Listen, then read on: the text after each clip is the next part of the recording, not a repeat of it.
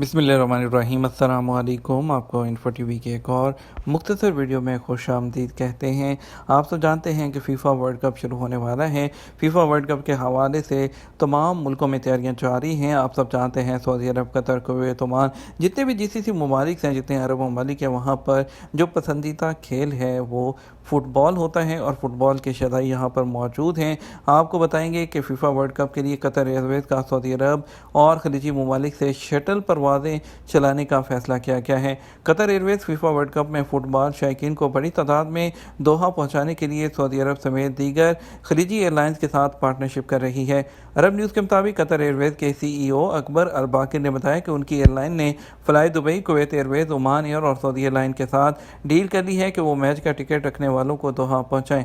उन्होंने कहा ये एयरलाइंस मैच डे शटल मुहैया करेंगे जो 24 घंटे जारी रहेंगी।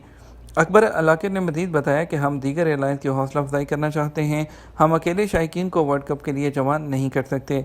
ये टूर्नामेंट हमें मौका फ़राहम कर रहा है कि हम अपना कारोबार दीगर इलाकाई एयरलाइंस के साथ बढ़ाएँ, जिससे शायकीन को भी मौका मिलेगा कि वो मशरक़ वस्ती में मुख्तलिफ़ मकामात की सैर कर सकें।